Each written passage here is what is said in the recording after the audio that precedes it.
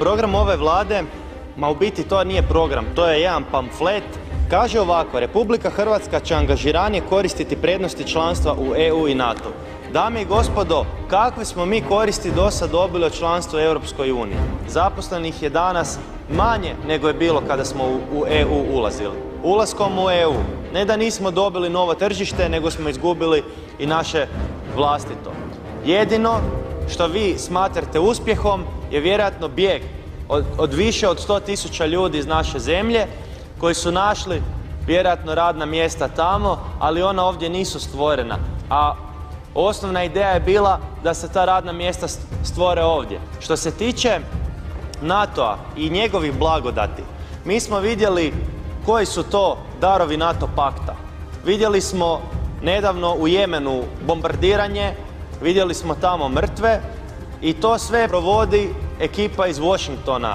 Znači, Hrvatska nije članica u NATO-u koja suodlučuje, već Amerika o svemu odlučuje, a mi smo tamo samo sluge koje slušaju i rade ono što im se kaže. Pogledajte što je Amerika u Iraku radila, dame i gospodo. Tamo je doslovce rijeka krvi potekla zbog američke agresije. Što se tiče američkih zločina u Libiji, odnosno NATO-ve intervencije u Libiji, koji su rezultati tamo? Dovedeni su islamisti na vlast, ubijen je čak i američki veleposlanik, more izbjeglica, kolone izbjeglica sad dolazi iz Libije u Europu. Tih izbjeglica prije nije bilo, a libijski narod danas živi puno gore nego je ikada živio.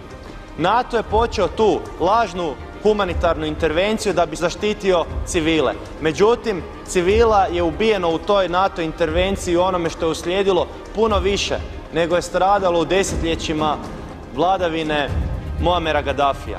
Što se tiče intervencije NATO-a u Siriji, pa mi vidimo, dame i gospodo, da je NATO taj koji naoružava te pobunjenike, koji imaju jedan islamistički predznak, koji skidaju glave, koji ubijaju taoce i na kraju krajeva sami američki dužnosnici priznali su da su oni stvorili ISIL, da su ih financirali i naoružavali.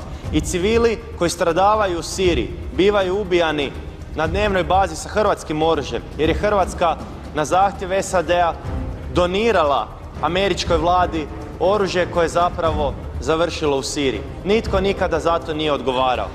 Što se tiče politike u Afganistanu, što je to Amerika tamo promijenila i zašto je naša vojska uopće tamo? Ne znam da li znate, ali 1980. je Kongres predvođen demokratima odlučio dovesti talibane na vlast.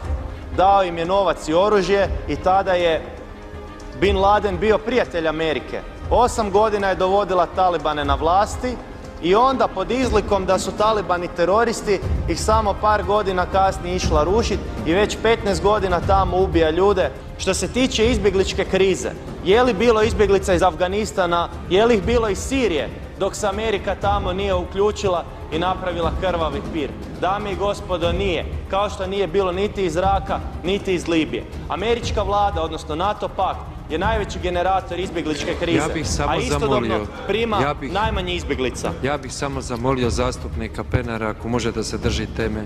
Može.